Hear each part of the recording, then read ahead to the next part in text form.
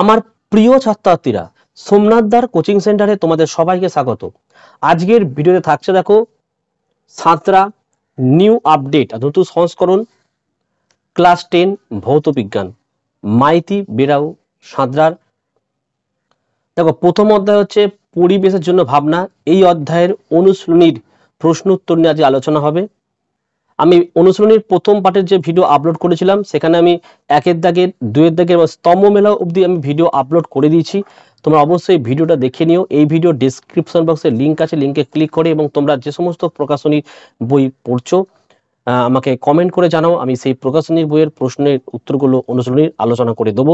তো আজকের ভিডিও থাকছে তোমাদের দেখো সংক্ষিপ্ত উত্তরভিত্তিক প্রশ্নাবলী এসএকিউ প্রশ্নের মান 2। এই প্রশ্নের উত্তরগুলো আজকে আমি দেখিয়ে দিচ্ছি, তোমরা দেখে নাও। তো দেখো এক নম্বরের প্রশ্ন বলছে যে ওজোন স্তর সৃষ্টি হয় কিভাবে। এটার উত্তর আমাদের পাঠ্য বইয়ের পেজ 3-এ পাবে, দেখে নাও উত্তরটা। ওজোন স্তর কিভাবে সৃষ্টি হয় দেখো পাঠ্য বইয়ের 3 নম্বর পেজের এখান থেকে লিখবে। দেখো যে ওজোন স্তর সৃষ্টি হয়, এখান থেকে এতটা লিখে দেবে, তার সঙ্গে এই যে সমীকরণগুলো দেওয়া হয়েছে এটাও কিন্তু লিখে দিলে তাহলে ফুল মার্কস তোমরা পেয়ে যাবে। ঠিক আছে, নেক্সট দেখো 2 নম্বর প্রশ্ন দেখে নাও যে ওজোন স্তর ধ্বংসের 2টি ক্ষতিকারক প্রভাব উল্লেখ করো। এই উত্তরে তোমরা পেজ নাম্বার 4-এ পাবে। দেখো উত্তরটি, এটা 4 নম্বর পেজ। দেখো যে ওজোন স্তর ধ্বংসের ক্ষতিকারক প্রভাব, দেখো 1টা পয়েন্ট 2টো 3টে 4টে রয়েছে 5টা রয়েছে, তোমরা 2-3টে কিন্তু ভালোভাবে পড়ে নেবে। ঠিক আছে, 3 নম্বরের প্রশ্ন হচ্ছে গ্রিন হাউস এফেক্টের জন্য দায়ী গ্যাসগুলির নাম লেখো। এই উত্তরটি তোমরা পাঠ্য বইয়ের পেজ 5-এ পাবে, দেখে না উত্তরটি। শুধু গ্যাসগুলির নাম লিখতে হবে, এখান থেকে লিখবে দেখো যে CO2, তারপরে জলীয় বাষ্প, মিথেন, ক্লোরোফ্লোরোকার্বন, নাইট্রাস অক্সাইড ও নাইট্রোজেন ডাইঅক্সাইড। ঠিক আছে, এই অবধি উত্তরটা তোমাদের লিখতে হবে। এবার তোমরা 4 নম্বরের প্রশ্ন দেখে নাও বায়োগ্যাস কাকে বলে। এই উত্তরটি তোমরা পাঠ্য বইয়ের পেজ 7-এ পাবে। উত্তরটি এখানে লিখবে যে বায়োগ্যাস যে শিল্পজাত, গ্রাহস্থ এবং কৃষিজাত জৈব আবর্জনাকে ডাইজেস্টারের মধ্যে বায়ুর অনুপস্থিতিতে মিথানোজনিক ব্যাকটেরিয়ার সাহায্যে পচিয়ে মিথেন গ্যাস উৎপাদন করা হয়। এই মিথেন গ্যাসকে বায়োগ্যাস বলা হয়। 5 নম্বর প্রশ্ন বলছে যে কোন জ্বালানির তাপন মূল্য বলতে কি বোঝো। কোন জ্বালানির তাপন মূল্য বলতে কি বোঝো, আর এর সাথে কয়লা ও ডিজেলের মধ্যে কোনটির তাপন মূল্য বেশি। তো এই প্রশ্নের উত্তরটি তোমরা পাচ্ছ 6 নম্বর পেজে পেয়ে যাবে, 6 নম্বর পেজে। তো এটা 6 নম্বর পেজ। প্রথমত জ্বালানির তাপন মূল্য, এখান থেকে এটি পড়তে হবে যে কোন জ্বালানির একক ভর বা আয়তনের সম্পূর্ণ দহনে যে পরিমাণ তাপ শক্তি উৎপন্ন হয় তাকে ওই জ্বালানির তাপন মূল্য বলা হয়। এদের বলেছিল কয়লা এবং ডিজেলের মধ্যে কার তাপন মূল্য সবচেয়ে বেশি। দেখো এখানে কয়লাকে দেখে নাও 32,500 থেকে 34,000, আর ডিজেলের দেখে নাও 44,800। কার বেশি? ডিজেলের তাপন মূল্য সব থেকে এখানে বেশি, দুটোর মধ্যে এটা বেশি। ঠিক আছে,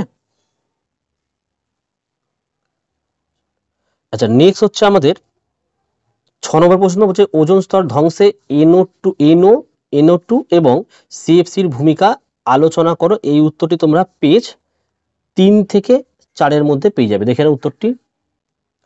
দেখো ওজোন স্তর ধ্বংসে দেখো NO2 এবং CFC যৌগগুলির ভূমিকা। প্রথমে দেখো এখানে NO এবং N2টা ভূমিকা দেওয়া হয়েছে, পরে পেজে চলে আসো।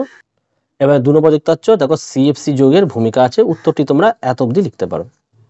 ঠিক আছে, নেক্সট আমাদের 7 নম্বরের প্রশ্ন কি বলছে দেখে নাও যে গ্রিন হাউস গ্যাস নির্গমন হ্রাসে কি কি উপায় অবলম্বন করা যেতে পারে তা সংক্ষেপে লেখো। এটাও তোমরা পেজ 5-এ পাবে। ঠিক আছে, উত্তরটি এখান থেকে লিখবে দেখো যে গ্রিন হাউস গ্যাস নির্গমন হ্রাসে কার্যকরী এবং দৈনন্দিন জীবনে রূপায়িত করার সময় এমন কিছু উপায়। দেখো এখানে অনেকগুলো উপায় রয়েছে, একটা আছে, দুটো, তিনটে, চারটে রয়েছে। এই অবধি উত্তর তোমরা লিখে দেবে।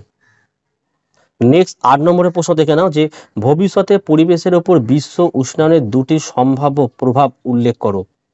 হচ্ছে এটার উত্তর তোমরা পেজ 5-এ পাবে, দেখে নাও। দেখো গ্রিন হাউসের প্রভাব ও গ্লোবাল ওয়ার্মিং এর ফলাফল। তাহলে উত্তরটি তোমরা এখান থেকে এতটা লিখবে। দেখো টোটাল 1টা পয়েন্ট 2টো 3টে 4টে 5টা পয়েন্ট আছে, ভালো করে এটা পড়বে। আচ্ছা এবারে 9 নম্বর দেখে নাও বায়ুমণ্ডলের কোন স্তরের চাপ সব থেকে বেশি, কারণ সহ লেখো। তো এটার উত্তর ভালো করে বুঝো, দেখো বায়ুমণ্ডলের কোন স্তরের চাপ সব থেকে বেশি কারণ সহ লিখতে বলেছে, ঠিক আছে। পেজ 2, 1 এবং 3, তিনটে পেজ মিলে উত্তরটা হবে 2 নম্বর পেজ, 1 নম্বর পেজ এবং 3 নম্বর। ঠিক আছে, তাহলে বায়ুমণ্ডলের কোন স্তরের চাপ সব থেকে বেশি দেখে নাও আগে 2 নম্বর পেজে। এই ছবির লক্ষ্য করে দেখো সব থেকে চাপ বেশি কিন্তু ট্রোপোস্ফিয়ারে। ঠিক আছে, এবারে 1 নম্বর পেজে চলে আসো, দেখো ট্রোপোস্ফিয়ার লেখা আছে, দেখো বলছে এটি বায়ুমণ্ডলের সর্বাপেক্ষা নিচের স্তর। ঠিক আছে, এর জন্যই কিন্তু এর চাপ সব থেকে বেশি। দিয়ে এই পয়েন্টে লিখবে যে এই স্তরটি সমুদ্র পৃষ্ঠ থেকে উপরের দিকে প্রায় 16 থেকে 18 কিলোমিটার বিস্তৃত। এইটুকু লেখার পর তোমরা লিখবে, তার সাথে অ্যাড করবে এটা যে ভূপৃষ্ঠে সমুদ্রতল বরাবর বায়ুস্তর সবচেয়ে ভারী হওয়ায় ভূপৃষ্ঠে সমুদ্রতল বরাবর বায়ুচাপ সবচেয়ে বেশি। এই অবধি উত্তর। তাহলে এই উত্তরটি আশা করি তোমরা বুঝতে পেরেছো। নেক্সট দেখো, আচ্ছা হলো এটা। এবার আমাদের হচ্ছে 10 নম্বরের প্রশ্নটা দেখে নাও কি দিয়েছে। স্থিতিশীল উন্নয়নের ধারণাটি কি? এটা পেজ 6 তোমরা পাবে, দেখে নাও। দেখো পেজ 6, এখানে দেখো উন্নয়ন ধারণা, যে স্থিতিশীল উন্নয়ন ধারা, এখান থেকে তোমরা লিখবে এতটা। ঠিক আছে, যে স্থিতিশীল উন্নয়ন হলো এমন একটি ধারণা বা পরিকল্পনা যা ভবিষ্যৎ প্রজন্মের নিজস্ব চাহিদা পূরণ করার ক্ষমতাকে ব্যবহৃত না করে বর্তমান প্রজন্মের চাহিদা পূরণ করতে পারে। আচ্ছা 11 বলছে কয়লা খনির মিথেন ও মিথেন হাইড্রেট আহরণ পদ্ধতি সংক্ষেপে উল্লেখ করো। তো এটার উত্তর তোমরা পেজ 7 পাবে। এটা পেজ নম্বর 7, উত্তরটি তোমরা এখান থেকে লিখবে। কয়লা খনির মিথেন, দেখো যে কয়লা খনিতে অবস্থিত মিথেন গ্যাস আহরণ করার জন্য ভূগর্ভের কয়লা খনির 100 থেকে 150 মিটার গভীর পর্যন্ত স্টিল পরিবেষ্টিত একটি কূপ খনন করা হয়। এই কূপের দুটি নির্গমন পথ থাকে। প্রথমে কূপের মাধ্যমে খনিতে জল প্রবেশ করানো হয়, ফলে কয়লার অভ্যন্তরে থাকা মিথেন গ্যাস নির্গত হয় এবং কূপের নির্গমন পথে মিথেন গ্যাস ও জল ভূপৃষ্ঠে উঠে আসে। এরপর মিথেন গ্যাস কম্প্রেসের স্টেশনে পাঠানো হয় ও পরে প্রাকৃতিক গ্যাস লাইনে সরবরাহ করা হয়। নির্গত জল পুনরায় কূপে পাঠানো হয়। ঠিক আছে, নেক্সট প্রশ্ন দেখে নাও। নেক্সট প্রশ্ন হচ্ছে 12টা, যে মিথেন হাইড্রেট কি? এটা তোমাদের 8 নম্বর পেজের উত্তরটা পাবে, দেখে নাও। একদম উপরে রয়েছে দেখো মিথেন হাইড্রেট, দেখো এই যে মিথেন হাইড্রেট রয়েছে, এখান থেকে এই পাওয়া যায় অবধি তোমাদের লিখতে হবে। ঠিক আছে, নেক্সট প্রশ্ন দেখে নাও কত। নেক্সট হচ্ছে আমাদের 13, বিশ্ব উষ্ণায়ন কি? এটা পেজ 5 পাবে। দেখো এই যে গ্লোবাল ওয়ার্মিং বা পৃথিবীর উষ্ণতা বৃদ্ধি, এখান থেকে এতটা উত্তরটি লিখতে হবে। ঠিক আছে, তো দেখো এই ছিল আজকে ভিডিও।